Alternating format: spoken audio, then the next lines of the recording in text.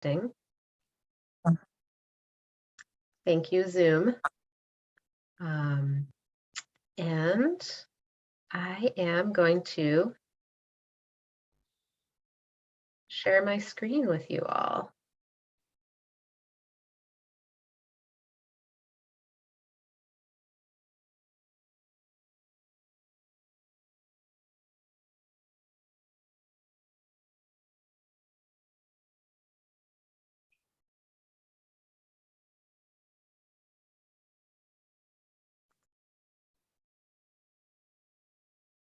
And we're letting a couple more folks in from the waiting room.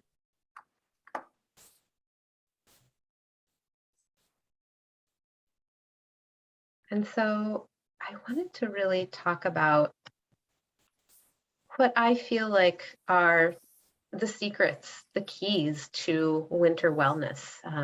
And this comes from my background, not only as a nutritionist and sort of a science-based background, but also from my studies of Chinese medicine, obviously centuries old unbroken tradition from China, Ayurveda from India, and then my own Mediterranean diet with which I was brought up in Italy.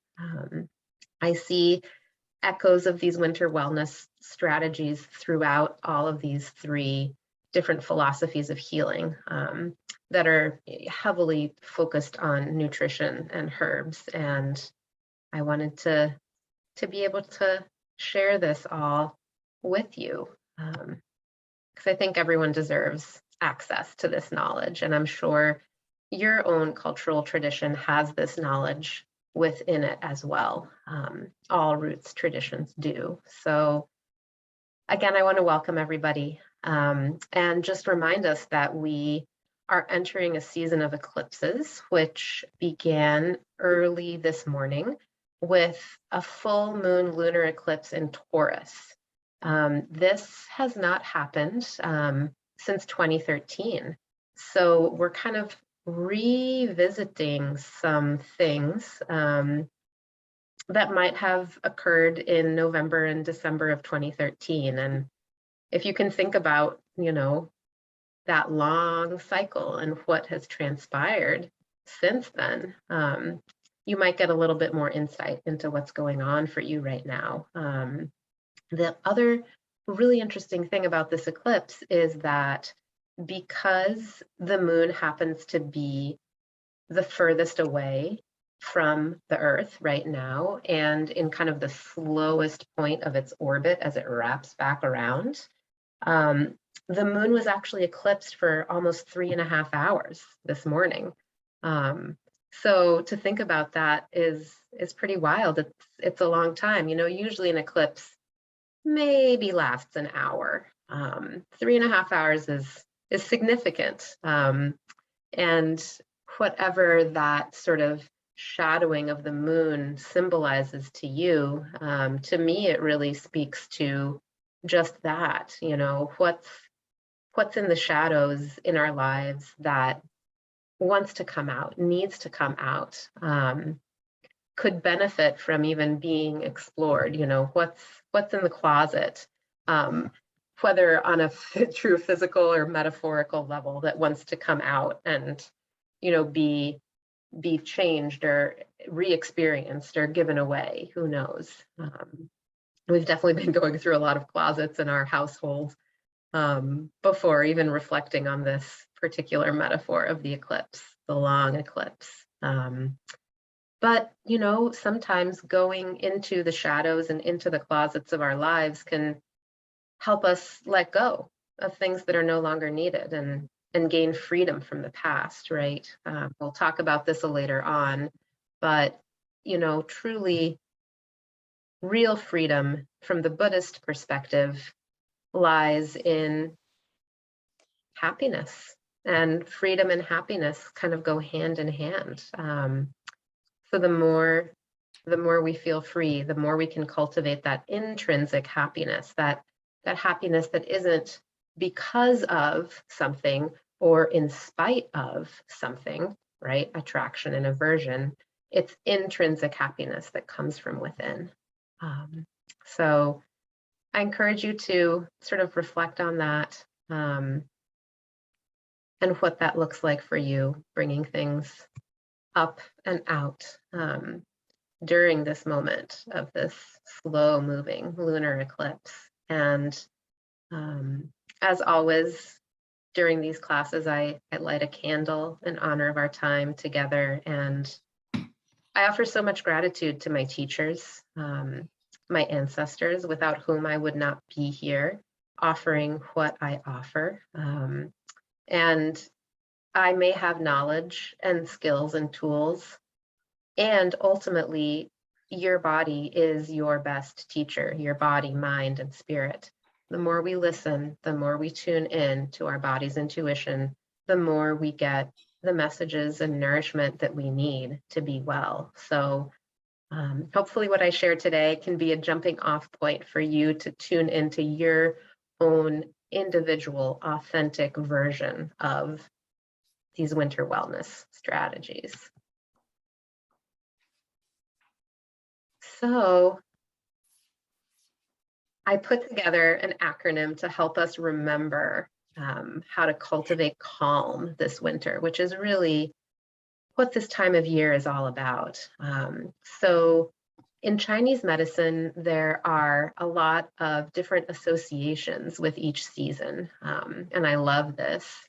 And associations go from organ systems, which we'll be talking about, to emotions, to elements, to sensations. And some of the words that come along with winter in Chinese medicine are water, salt, cold, listen, groan, sleep, fear, will, kidneys, bladder, ears.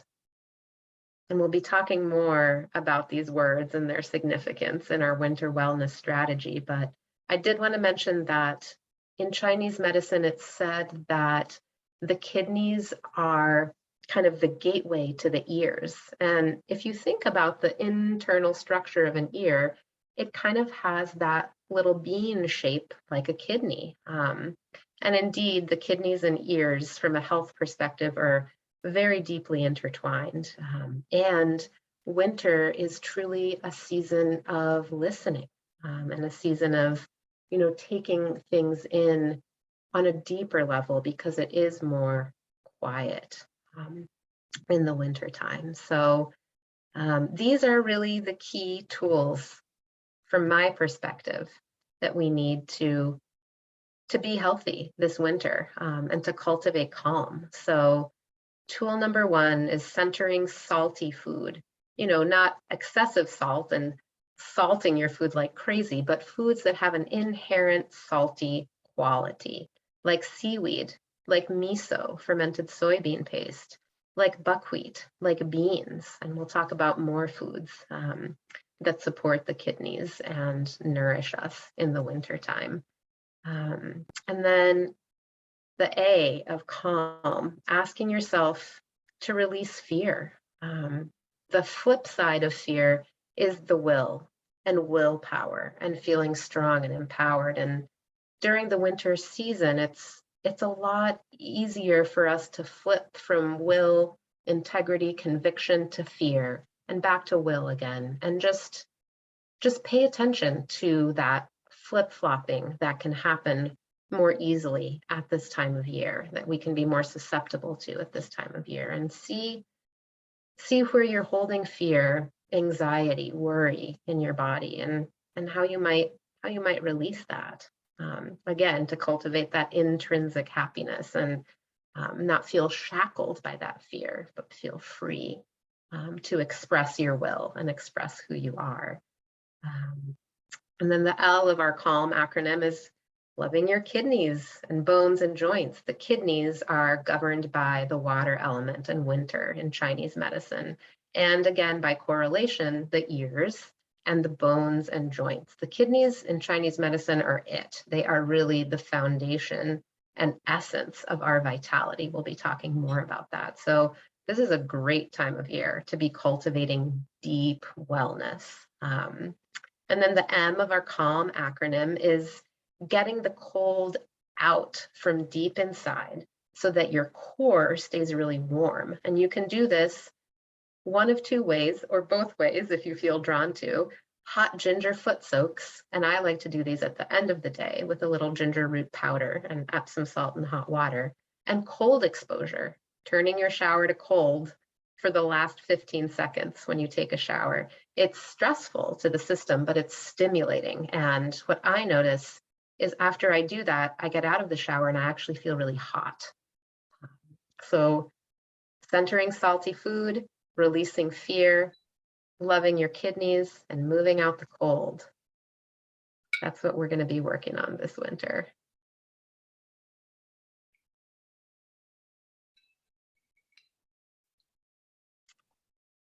So TCM, which is traditional Chinese medicine, talks about winter as a time for rest and rejuvenation, and really a time to recover from all of the expansiveness of summer. So again, we talked about the element of winter being water, and the yin or receptive organ being the kidneys, and the yang or sort of expansive organ being the bladder, right? Because the bladder is part of what gets toxins out of our body, and the kidneys is part of what filters toxins through our body. The emotion is fear, and the spirit, which is kind of the flip side of that more challenging emotion, is called Ji, which is also known as the will or willpower, right? I can do this. I got this, right? Obviously, the winter tends to be cold and is associated with a black or dark blue color. And the taste, as we talked about, is salty, but also a little bit bitter, because as we'll see in a moment, the winter and summer have a deep interrelationship. And when we bring in bitter foods, which is in Chinese medicine, the flavor of summer, we support winter wellness and winter digestion while also kind of looking to the summer and saying, hey, summer, I see you over there. I'm kind of processing everything that you were and preparing myself to embrace you again. And then the sense organ is the ear, right? Just as we talked about, it's that tiny little kidney that takes in all of this information and really tunes in the winter. I think about a fox or a deer in my field standing really still as it's snowing, just for much longer than I think it might, and listening. And there are my kids at the window watching the fox, watching the deer, and they are just as still. And there's an exchange there that can only be had in that stillness and in that listening. And the tissue for winter is not actually a tissue. I suppose, bone marrow is sort of tissue texture, but it's the bone. So this is really a time for strengthening bones, and when more brittle bones can break, right? Like with slipping on the ice. And the virtues of winter are my favorite three: strength, courage, and wisdom. So tapping into that deep knowing, that deep wisdom, and cultivating our strength and our courage, trusting ourselves, releasing that fear. So as we were just talking about, winter prepares us for summer. So if the kidneys aren't in balance and can't filter excess water from our system, then we put out the fire of our spirit that is kind of alive and thriving in the summer. And I'll try to use my cursor here, but you can see on the bottom left, there's the water element. And this is such a beautiful chart.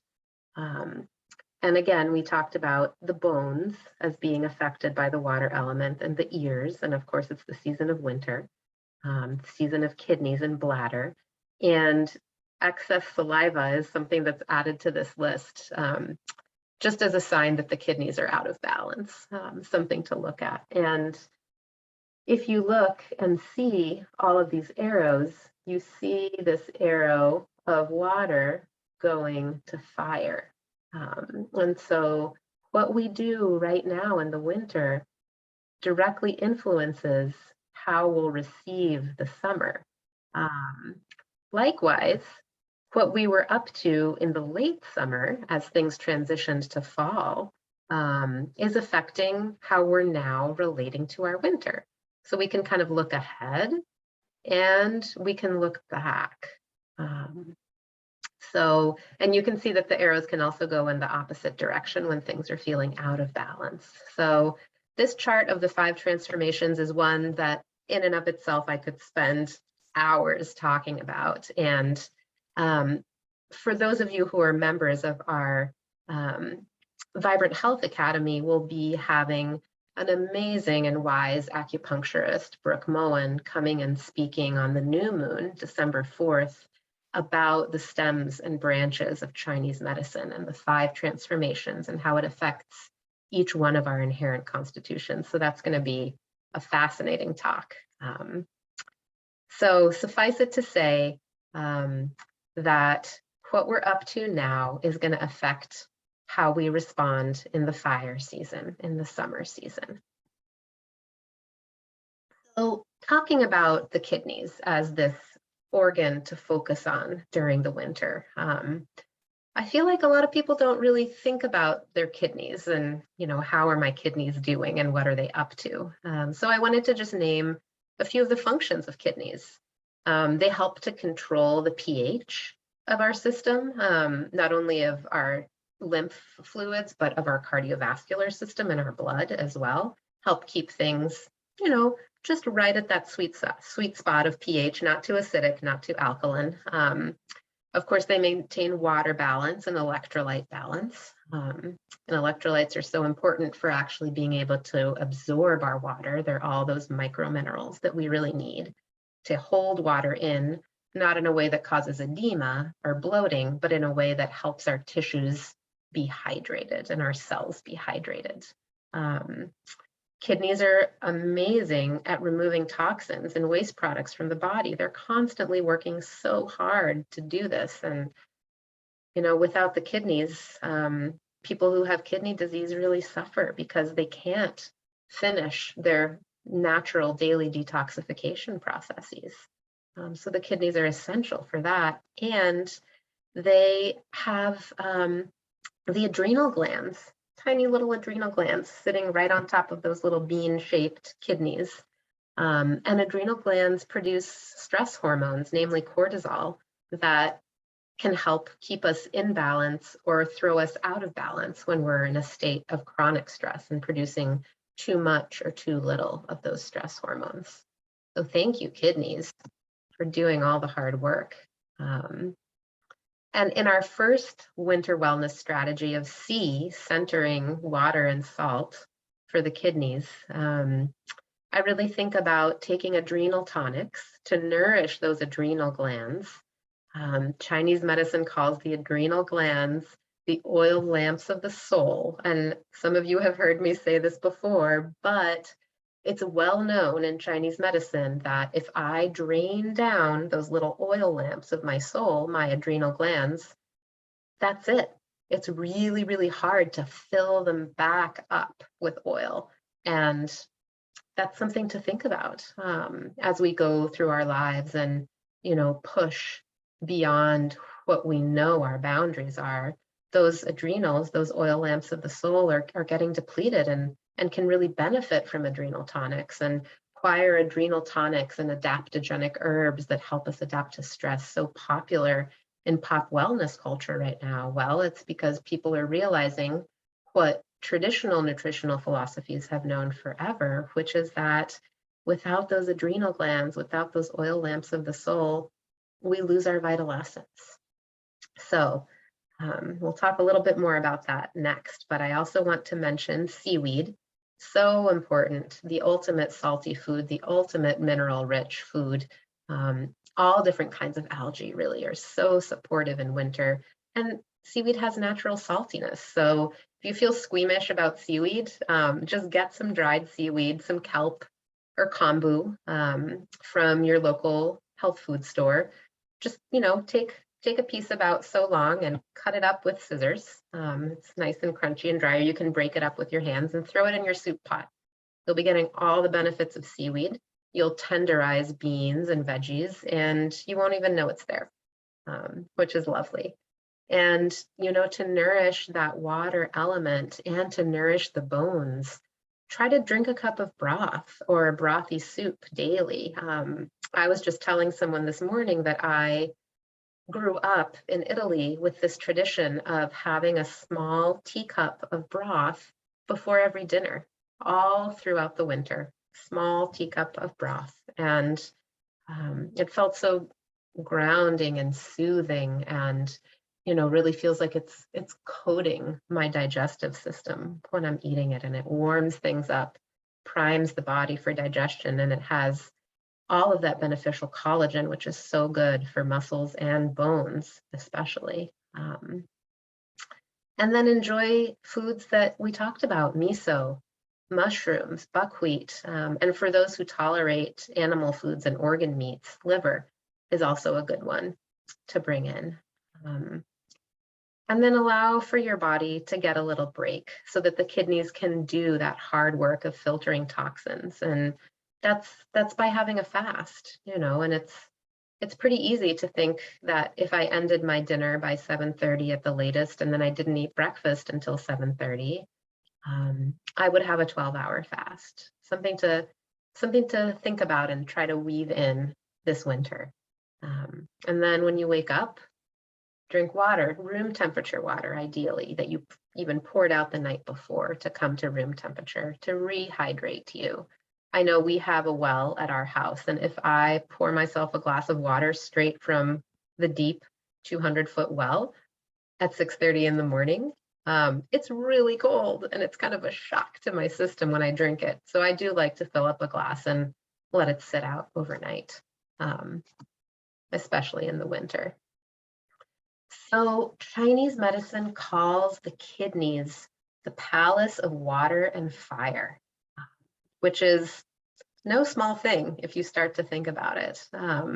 And the kidneys essentially are the foundation of our entire being. And when you start to hear more, you'll see why that's believed in Chinese medicine. It's also believed in Ayurveda that the kidneys are the foundation of ojas or ojas, which means life essence, life force, vitality. And that correlates with Jing in Chinese medicine. So Jing, again, it's essence, ojas, the root of the body's balance of yin, the receptive, and yang, the expansive. Yin, we're taking in like the moon; yang, we're stretching out like the sun. Yin is a very winter kind of feeling, but there's also yang with that development of the strength, courage, and wisdom, right? Those virtues of winter. And then, as I was saying, the kidneys are really responsible for all of the essences and fluids of our body. So it makes sense that they are considered so foundational in Chinese medicine. So there's this concept of kidney yin, which is water, and it moistens and nourishes us, right? We can feel dry in the winter. Winter is sort of heavy and earthbound, but it's also dry. So it's important to have that water with those electrolytes so we absorb it. And then kidney yang is fire. And that means essentially foods that have been cooked, and warmth from the fires of our hearths and our homes, and warmth from things like a ginger foot soak, right? This really strengthens our organs, strengthens our tissues, and helps us prepare for what's to come. And then kidney qi is, a little bit different from Jing. Jing is more essence. It's more of what we're born with, what we come into the world with. And qi is energy, which we can cultivate and can change over time, right? And kidney qi is considered this concept called the gate of life, which is this space between the two kidneys. Essentially, it's our lower back. You can't see, but I'm pointing at my lower back. And it's this passageway from which all life comes, and ultimately to which all life returns. So kind of picture the place where, a tree comes up and out of the earth, and you can see its roots going down. but that place where it meets the ground is that kidney chi, that gate of life between the kidneys. It really, really quite a powerful spot, if you think about it. So as I said, Jing is our life force energy, and it's inherited, and it does help to shape our constitution. We can grow Jing by nourishing the adrenals, nourishing the oil lamps of the soul. But some of us come in with more Jing than others, and that's the way it is. It's not good or bad. And so when we talk about kidney chi and that energy that moves through the gate of life between the kidneys, stored emotions like fear can really hamper the circulation of our life force energy, which is why we talk about releasing those emotions. And yeah, so essential when you start to think about how kidney Jing produces the bone marrow, it supports immunity, circulation, it's stored in the kidneys, produced by them, and circulated by them. You start to realize how, yeah, life essence, vitality really is rooted in the kidneys in a profound way. So our second strategy is about asking your subconscious to let go. Our nervous system is really good at holding on to certain ways of being and of behaving because they're comfortable, they're familiar. And winter gives us quiet time if we're willing to take it, gives us darkness. And in the darkness, we can explore these habits and let go of the ones that we're noticing cultivate fear, worry, anxiety. One habit that I consciously chose to let go of this winter is getting up from the dinner table 10 to 20 times at every meal because my small children are asking me for, I want more butter on my bread and refill my water glass and, all the things. So what I've done, realizing how that was creating anxiety in my dining experience and therefore in my digestion and therefore in my life, I just started putting so many things on the table at every meal. We just have all the things there. And if it's not on the table, too bad. You're not getting it, right? So I was able to turn that fear or that anxiety or that unsettled feeling into will and into this way of holding space and still giving my children what they need without driving myself crazy, essentially. So if you're someone who likes to write in a journal or just even make notes, I encourage you to jot down these 3 prompts. And whenever you get a chance, take time. You can always revisit this too. I'll send out the recording and the slideshow after our class. But if you have a chance now, write these down and you can come back to them. Do I have habits that are based in fear, worry, or anxiety? We all do. What's blocking my life force energy, my Jing from truly flowing, my Ojas from truly flowing? How can I turn stress into strength, right? Like with the example of my children at the dinner table, I really turned my own stress into a strength of providing for them in a way that didn't affect my well-being. So things to consider as you ask your subconscious to let go of internalized fear that doesn't need to be there anymore. And I wanted to share this quote, which I alluded to earlier, from Thich Nhat Hanh, who's a Vietnamese monk. And he says, letting go gives us freedom, and freedom is the only condition for happiness. If in our heart we still cling to anything, anger, worry, or anxiety, we cannot be free. If we cling to anger, worry, or anxiety, we cannot be free. Kind of makes you want to be free when you think about it this way. Makes me want to be free.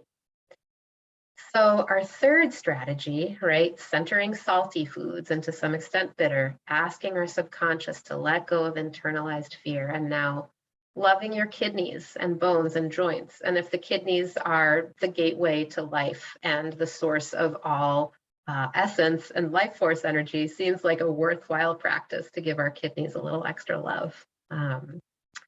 So chicken and beef broth and liver, for those who tolerate, contain a lot of chi, a lot of energy, and collagen, which is really important for healthy bones and joints and important for aging. And for those of us who don't eat animal foods, there is collagen powder out there now that's made from plant sources. So that's certainly something that's worth looking into and worth accessing.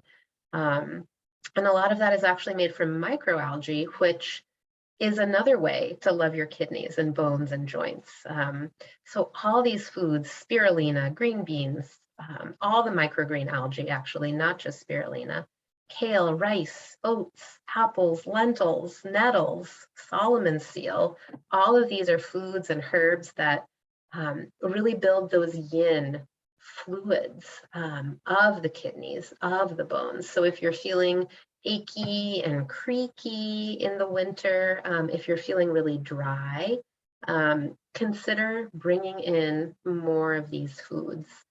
And then warming foods, right? Like we were talking about, to kind of expand the yang, expand the warmth of the body. Ginger, scallions, walnuts, salmon, turkey, onions, garlic, parsnips, carrots, all really wonderful warming foods. And if you find yourself getting overheated, lean more into the yin foods. But if you find that this really nourishes and strengthens your core and helps you feel more vital, lean into those warming foods. And then the adrenals, the oil lamps of the soul, from which all Jing kind of penetrates the body, right? Good healthy fats are going to be incredible for nourishing our Jing, or our ojas. Ghee is clarified butter, which is very easy to make. Email me and I'll send you a recipe with unsalted butter, but also healthy fats like avocado, olive oil, and adrenal tonics like ashwagandha, a plant in the pea family that's indigenous to the Himalayas, to North India, and is an incredible adrenal tonic. Licorice, another amazing adrenal tonic. Not to be taken with high blood pressure, but otherwise so nourishing, so sweet, so lovely.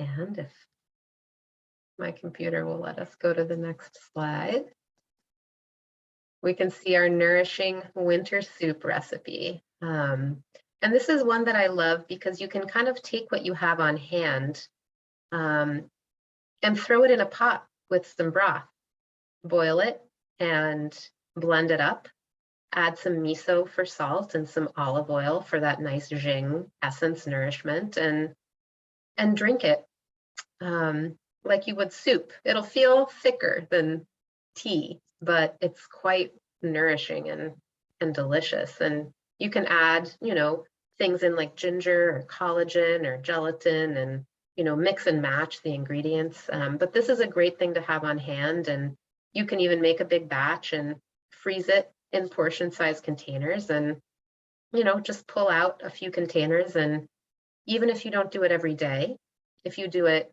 once a week, 3 times a week, that's amazing.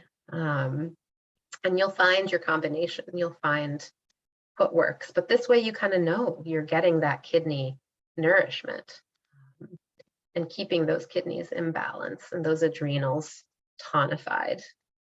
So the last of our 4 strategies, centering the salty foods, asking our subconscious to let go of fear, loving our kidneys and liver and joints, our kidneys and bones and joints. And then that last strategy is moving out the cold. So sometimes we may feel cold extremities, cold hands and feet. I know I do. And the important part really is that the core is warm. So always, put a hand to your belly reach under your sweater, your shirt, and feel the belly and feel that warmth. However, it is nice to have warm hands and feet too. So I like to kind of focus on both warm core and warm extremities.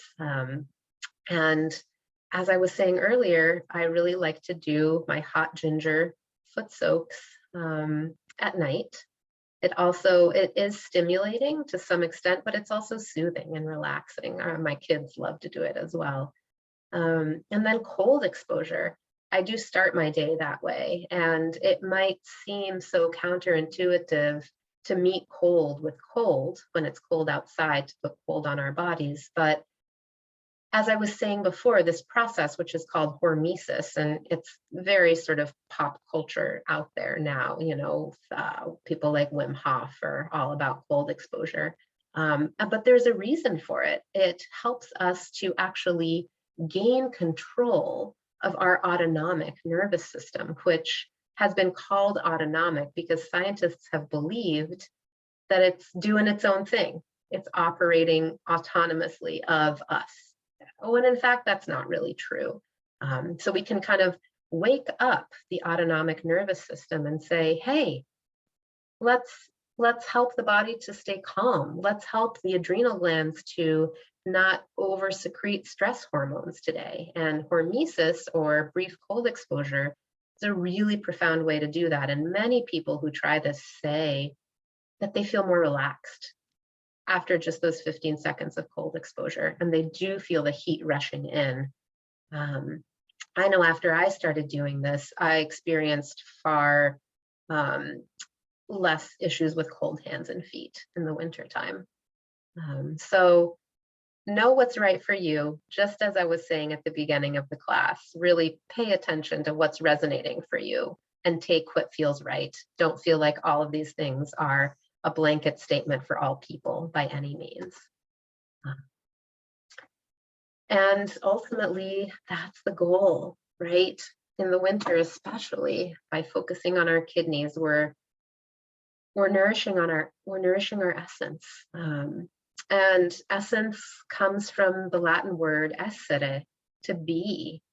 So our essence, our jing, our ojas, is held by the kidneys and supported by the adrenal glands, by the oil lamps of the soul. So how can we give ourselves a chance to just be a human being, to be our essence, essere, to be? The winter is a wonderful time to take opportunities to do that. Even if it's just, a brief mindful pause at some point in the day, 3 deep breaths to start your day, sitting on the edge of your bed before you get out of bed, 3 deep breaths before you go to bed. Or you might have a meditation practice or a mindfulness practice, but take time this winter to nourish essence, nourish the kidneys and the adrenals, and thereby also nourish the bones and joints and the ears as well. Because winter is this time when we absorb all of the abundance of late summer and fall and the harvest, and when we prepare to have all this life force energy burst forth once summer returns. So that's my plug for nourishing essence. It's well worth it. And I did want to share a bit about Ayurveda just because I mentioned it at the beginning of class. And Ayurveda from India, the knowledge of life, Ayus is life and Veda is knowledge, right? There are many, many, many tomes in Ayurveda known as the Vedas. They're used in Ayurveda and they're also used in the Hindu religious tradition. So religion and health and science very much interwoven, both in China and in India. Ayurveda talks about how when the weather turns colder, we go out of the fire season of summer and fall and into the season of air and earth, right? So Ayurveda isn't quite as nuanced with its different elements and how they correlate to the seasons. However, you can see how winter truly is the season of earth, right? That grounding, that going inward, that eating, the nourishing foods, but also a season of air, where often we can see more because leaves have fallen off of deciduous trees and we see the wind moving across the landscape. And that wide seeing wind can give this big picture perspective, and it can also feel a little bit drying. So earth and wind, and it's just different depending on what kind of climate you're in, northeast or northwest versus the southwest, for example, which is much drier. So yeah, the heaviness and the cloud covered days, embrace it. It's nourishing your essence. It's bringing more jing, more vitality, more chi to your kidneys, and thereby circulating it through your whole body. And looking inside, reflecting on what needs to go. And yeah, nourishing essence with those conscious breaths and creating space for things to kind of flow out that are generating fear. Give them a voice so that they can actually be free and provide you with greater freedom so you can embrace the season. So Vata and Kapha are two doshas in Ayurveda, and dosha, that Sanskrit word, actually means imbalance. So it relates to our constitution. We're all in Ayurveda a combination of Vata, Pitta, and Kapha. Earth is Kapha, air is Vata, and fire is Pitta. And we all come into the world with one or more of these doshas. Usually all of us are two. Some of us are just one. However, dosha is trying to point out, okay, I have Pitta dosha in my system. I have fire dosha in my system. So my fire can get a little bit, amped up and maybe even a little bit out of balance. And that can be calmed down with cooling activities and cooling foods, right? So Ayurveda sees winter as both Vata and Kapha time because it's kind of trying to point out, okay, when winter is out of balance, it's a little more scattered, it's a little more windy, it's a little more Vata, and it's governed by that anxiety, worry, fear, self-doubt. And when winter is more in balance, it's governed by new rhythms, by that strength, courage, and wisdom, that Kapha, that earth element. I strengthen my essence with rest, right? Don't be afraid to rest, especially between now and the winter solstice, December 21st-ish. I strengthen my essence with rest. And again, there's this question, what emotions that are no longer needed can I offer to the earth? And what is the earth always giving me in return? Really look to the earth and remember that we're all part of it. We're all part of nature. We're not apart from nature. So I mentioned the Vibrant Health Academy before, and many of you are already members. And if this is sounding like a class that you would really enjoy hearing from different speakers other than me and from me at times, you're always welcome to join. And I'll send out the info when I send out the recording, but it's a wonderful community and there are a lot of benefits to being part of it, including these classes and conversations and all the amazing people who come to the Academy. I feel really grateful to get to be part of this community. And it wouldn't be a Lisa Maze nutrition class without talking about digestion. And of course, all of these amazing foods and herbs that we can take in to nourish our kidneys and bones and joints, they're not going to do us any good if we're not assimilating it, right? You're not what you eat, you're what you digest and assimilate ultimately. So some kind of rules of thumb for winter digestion. Eat 3 meals a day, 4 hours apart. If you can't go 4 hours between meals, it means there's a little attention that needs to be paid to blood sugar balance. And I'm always happy to talk with you about that.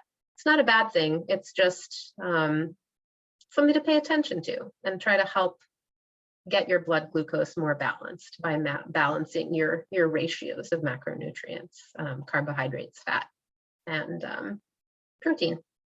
Chew your food, right? It slows down the eating process, which is always a good thing from the perspective of your digestion.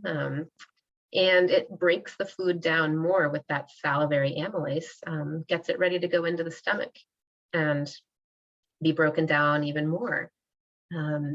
Try this mindful experiment even once in the next month. Put your utensil down between every bite of a meal and just try it out. See how it feels. It might not land as something that's supportive, but see what you notice. Really try to stay away from cold food in the winter. Salad is not the greatest, right? It kind of exacerbates that vata, that anxiety, worry, fear, energy, cold and crunchy and hard to digest. Try to eat foods that are warm and cooked. I've been known to throw salad into the soup pot before, so don't hesitate to do that. And yeah, just like putting down your utensil, let mealtime be conscious and calm. And give yourself a chance to rest after you eat. Let your digestive system really start to assimilate nutrients as food passes from the stomach into the small intestine, where it gets absorbed and sent out into the body for use. So again, the water element and winter. Water truly is life, and the kidneys really rely on the help of the lymphatic system to shuttle nutrients and toxins through the body. And they rely on the adrenals and on stress hormone production to keep the nervous system balanced. And in order to do all of these things, the kidneys need water. So drink a glass of warm or room temperature water 30 minutes before eating, and then don't drink until you eat and during your meal. Of course, if you're taking supplements with food, little sips of water are totally fine, but not, chugging a big glass of water with your meal. Not helpful to the kidneys, not helpful to digestion, dilutes gastric secretions. And then have a cup of broth or brothy soup and a cup of tea every day, just to keep the fluids coming in different ways. Your kidneys and your bladder will thank you. And your cells will thank you too on a very deep level. So keep drinking water. And, just another thought about fear, right? We've certainly lived through a lot of isolation these past 20 months or so, and isolation can lead to fear. And it can lead to not speaking our truth and just feeling, closed in. Whereas being vulnerable can be strengthening. And we live in this culture that unfortunately is a white supremacy culture, and a colonialist culture that's dominated by a sense of separation and a lack of trust. And these are all signs of kidneys being out of balance. So find community, find places to share your story, whether it's on Zoom, on the phone, in person, going for a walk. Find places to share your story. This is the real medicine of turning fear into will and turning that anxiety into strength and courage and wisdom. And the more we tell our story, the more we get to hear our story and hear our body's messages for nourishment, and even get that reflected back to us by others. So in order to access that strength and that will and that courage of winter, I really encourage you to be vulnerable. And I'm offering an online course, which I do at every time this year.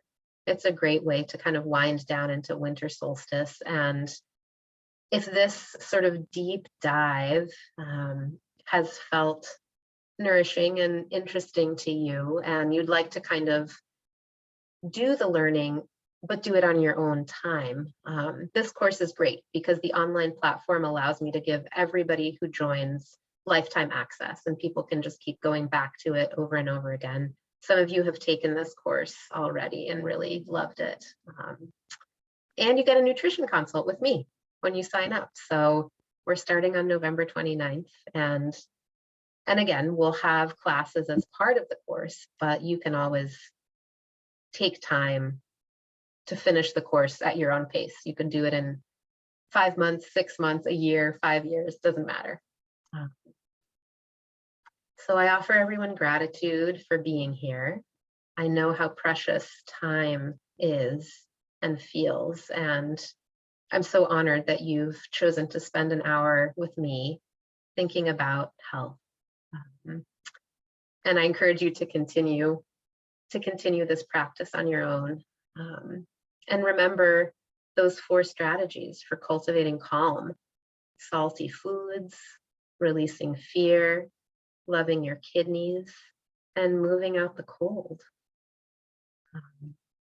So thank you so much, everybody, for being here today. And we have a moment for questions. If anybody would like to jump in and ask a question, this is your time.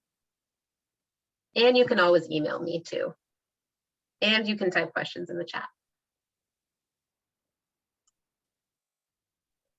Lisa, thank you so much. I really appreciated this. I was wondering if with the cold shower, do you do that all year long, or is it something you only do in the winter? I do it all year long. That's a great question. And it feels more activating in the winter. It also feels harder in the winter, but it feels more worth it. And I think the fact that I do it all year long is what helps circulation to my extremities in the winter. Thank you. I have a question about broth. Yeah. So I've indulged in some bone broths, but I noticed you were just saying chicken broth, like it doesn't specifically have to be bone broth to get all the nutrients. Thank you for asking. That's such a good question. And I talk about this a lot, but again, pop wellness culture has latched on to things like quote unquote bone broth and sort of popularized them, made them trendy, made them more expensive. There's no real difference between what's considered bone broth and a regular stock. It's really all about the quality of the bones that you're using. If those animals have eaten grass, if they have pastured on grasses that are high in omega-3 and 6 fatty acids, then you're getting all the collagen from those bones. If you cook those bones slowly, whether they come off of a carcass that you've roasted, or if you're taking a whole bird or chicken legs or beef shanks and throwing them into a pot and boiling them, either way you are getting that bone broth and getting the benefit of it. And that gelatinous quality that it has when it's cold is all about the quality of the meat that you're using. So that's the thing to pay most attention to, really. And then it's all going to be bone broth. Okay, so it's kind of a gimmick then. Yeah. Okay, good to know. Thank you. And just look to the source. And some folks who are producing bone broth commercially are using high quality animal parts and cooking them slowly, but not everybody. So, in a consumer culture where we deal with corporate food, know your sources and ask me if you have questions. I do a lot of nerdy detective work, calling companies and asking to speak to all kinds of people who can actually tell me about how foods are processed, so I can recommend them or not to folks. And it's worth it. It's worth the detective work. And it's worth making your own bone broth. Yes, thank you. You're welcome. It's my long answer to your question. I have a question. I mean, you're talking about bone broth right now, but what's the difference between broth and bouillon? Bouillon tends to be highly concentrated, right? We think of bouillon as cubes or sometimes as powder. You're not really going to get the same kind of benefit from bouillon or broth powder just because it's processed, you know. At one time, people were, you know, drying different herbs, like parsley, oregano, thyme, mixing them all together, and adding that to their broth. But you'll get a lot of flavor with bouillon, which is great, and saltiness. And I think in a pinch to flavor a soup, it's a great option, but you're not getting as much of that support for your bones and joints. Good question. Thank you. What else? Other questions before we close? Mary, go for it. Um, in like throughout the year, but especially in winter, is listening to your body a good judge of how much liquid one should intake? Like like if I drink a lot of teas, probably more warm tea, hot teas in winter rather than water. I drink some water, like if I really want it, but I also drink herbal teas if I want it. But I just have been paying attention to how much I want rather than a set amount. That's What a are good your question. recommendations? Yeah, and we don't feel as thirsty in the winter because it's cold, but Right. we do ultimately need the same amount of water, and water and tea aren't the same. So consider that a cup of herbal non-caffeinated tea equals about half as much water in Okay. terms of supporting your kidneys and helping them do all of their filtration work. Okay. So if you're drinking a lot of tea, as many of us do in the winter, make sure you're still also drinking water away from meals. And sometimes, yes, listening to your body's intuition, but because thirst decreases in the winter and decreases as we age, sometimes it is important to pay attention. You know, fill up a couple jars with water in the morning and make sure they're empty at night. And if you don't like to be awakened by your bladder in the night, Yes, I am. Yeah. many of us can't help but have that happen. But, you know, stop drinking a couple hours before bed and it'll make a difference.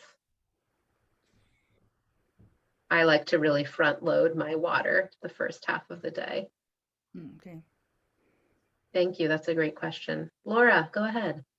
Yeah, my son loves Dandy Blend. Oh, great. Inside like a warm milk. Is that a hydrating, is that No. going to support, or is that going to take water? Dandy Blend, which is a powdered dandelion root beverage that has some other roots in it as well, is actually drying. Dandelion is quite drying. It's a liver tonic, and it's a wonderful beverage. It's so earthy and delicious. And I would say with Dandy Blend, our family loves it as well. And I tend to have a cup of Dandy Blend and a glass of water next to each other.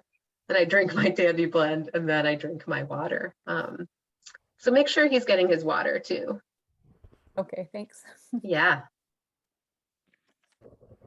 So I have a question on the same thing, which is what about things like lemon water or what about kombucha? Where does that all fit into this as far as Great. hydrating? Lemon water is more hydrating than regular water. So I'd say go for it if you enjoy that. Know that too much lemon water can affect the enamel on your teeth. Yeah. So, you know, be thoughtful about that, but it's I usually have a cup, warm lemon water every morning. That's great. Perfect. First thing when I get up. That's when I Perfect. drink it. Yeah. Okay. That's ideal hydration. And kombucha, right, which is a fizzy beverage that's lacto-fermented. It's made from a SCOBY, a symbiotic colony of bacteria and yeast. Right. That's what that acronym stands for. Is not, I would consider that similarly to herbal tea in terms of hydration. Yeah. Yeah, I make my own, but I have, have a little while I'm preparing dinner because that's what I enjoy. That's wonderful. But I take it, but it's still hydration. It's just not the same as water. So, okay. I was just curious. Yeah. Thank you. It's a great question. And the only Catherine. only other question I have about the broth was, I also make my own bone broth, and everything I read about is it's the length of time that you're making it in addition to the goodness of the bones. Is that true? Because I Length think of time is I think- important. I think the Sally Fallon Nourishing Traditions 24-hour broth is a little excessive. My rule of thumb is about the same as cooking poultry. So we think about 20 minutes per pound of poultry. We Mhm. think about 20 minutes of simmering per pound of broth.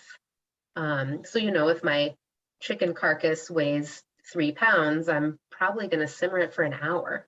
Yeah, well, I do just the bones with vegetables, so I don't know. I've been using my pressure pot That's great. so that I can get, because everything I've read is that the longer you do it, the more you get out of it. But that may not be true. I mean, I put in seaweed, I put in vinegar and that kind of stuff. So anyways, I Wonderful. was just curious. So when you make yours, you do a whole chicken and that's your thing, an hour for a 3-pound one. Yeah. Yeah. And it Okay. depends. I'll also simmer the bones from, baked chicken legs, for example. Yeah, that's what I do. Yeah, Okay, that's I great. was just curious about that. Absolutely. And I think pay attention too, Sandy, if you're getting that gelatinous consistency like Jell-O when it's cold, then you've Yeah. simmered it a good amount of time. Right. And if not, it could just need a little longer. Yeah. Okay, great. Yeah, thank you. And I love Catherine's suggestion that some people say drinking lemon water through a straw doesn't affect tooth enamel as much. Makes perfect sense. Anything else that's coming up? And as I said, you can always reach out with questions. Don't hesitate. I always love hearing from people. It's how I learn. So I appreciate you all being here. Thank you. Yeah, Thank and you. you're welcome. Have a wonderful winter season. You too. Thanks, Thank you Lisa. all. Bye. Everybody. Bye. Bye.